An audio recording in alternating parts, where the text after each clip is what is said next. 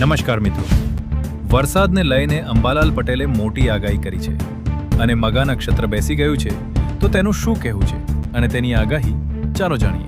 હવે ધીરે ધીરે વરસાદની ઝાપટા પડવાની શક્યતા છે. તડકા વચ્ચે વરસાદ ઝાપટા પડવાની શક્યતા છે. આશ્લેષ નક્ષત્રના વરસાદ ઝાપટા મોટા હોય છે.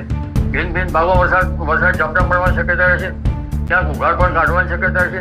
કોઈ ભાગમાં વરાપ થવાની પણ શક્યતા છે. પરંતુ એકાએક વરસાદ થતાં વરાપ વચ્ચે પણ ક્યાંક ખેડૂત ભાઈઓને હરકત આવી શકે. આ ઉપરાંત તારીખ 17મી ઓગસ્ટથી મગા નક્ષત્રમાં સૂર્ય આવશે.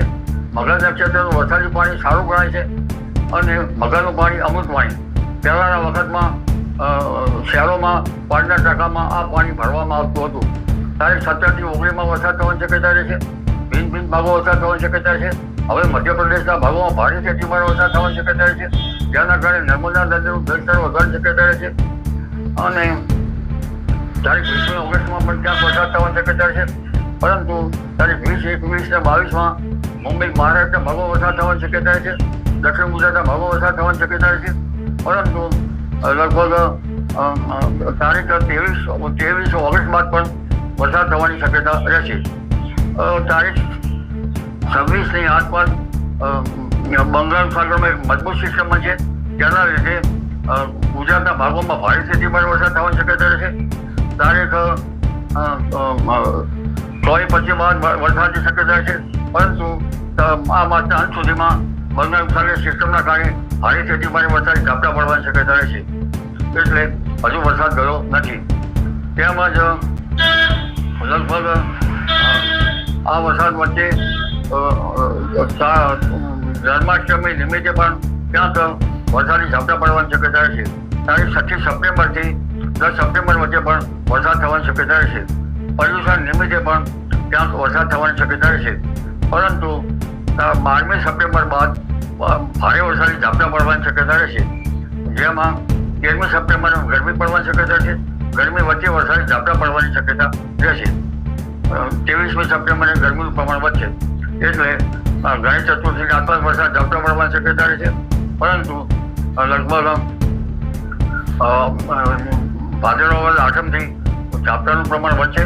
ભાદરવી પૂનમ સુધીમાં ક્યાંક વરસાદ ઝાપટા પડવાની શક્યતા રહેશે. વરસાદી ઝાપટાનું જોર વધુ રહેવાની શક્યતા રહેશે. આગામી દિવસોમાં વરસાદ અંગે જોઈએ તો આજે સૂર્યનો મગા નક્ષત્રમાં પ્રવેશ થઈ ગયેલ છે. મગા નક્ષત્રનું પાણી કૃષિ પાકો માટે સારું ગણાશે. ગુજરાત, સૌરાષ્ટ્ર બંને ભાગોમાં વરસાદ થવાની શક્યતા રહેશે. તારીખ 23 ઓગસ્ટથી 30 ઓગસ્ટ વચ્ચે સારા વરસાદ ઝાપટા પડવાની શક્યતા રહેશે. ક્યાંક ભારે વરસાદ ઝાપટા પડી શકે, કારણ કે બંગાળ ઉપસાગરમાં એક મજબૂત સિસ્ટમ બનવાની શક્યતા રહેશે, જેની અસર મધ્યપ્રદેશ સુધી રહેવાની શક્યતા રહેશે. મધ્યપ્રદેશમાં ભારે વરસાદ થતાં નર્મદાનું જળસ્તર વધી શકે, સરદાર સરોવર ડેમની ઊંચાઈ વધી શકે. આ ઉપરાંત લગભગ વરસાદ સૌરાષ્ટ્રમાં, દક્ષિણ સૌરાષ્ટ્રમાં ભાગોમાં ભારે વરસાદ થવાની શક્યતા છે. સૌરાષ્ટ્રના ભાગમાં ભારે વરસાદ ઝાપટા પડવાની શક્યતા, કેટલાક ભાગમાં ભારે વરસાદ ઝાપટા પડવાની શક્યતા છે. ગીરમાં પણ વરસાદ થવાની શક્યતા રહેશે. અને લગભગ મધ્ય સૌરાષ્ટ્રમાં પણ વરસાદ થવાની શક્યતા રહેશે. આંગણમાં પણ ક્યાંક હળવો વરસાદ થઈ શકે. પરંતુ પશ્ચિમ સૌરાષ્ટ્રમાં ક્યાંક હજુ વરસાદની રાહ જોવી પડશે, ત્યાં વરસાદી ઝાપટા પડી શકે. કચ્છના ભાગોમાં પણ ક્યાંક વરસાદી ઝાપટા પડી શકે. રાજકોટના ભાગોમાં પણ ક્યાંક વરસાદી ઝાપટા પડી શકે. તો કે આ વરસાદી પાણી સારું ગણાય છે. ઉત્તર ગુજરાતના ભાગોમાં પાટણ, હારી, મહેસાણા, સાબરકાંઠા, અરવલ્લીના ભાગોમાં વરસાદી ઝાપટા પડી શકે. પરંતુ પૂર્વ ગુજરાતના ભાગોમાં ભારે વરસાદ ઝાપટા પડી શકે.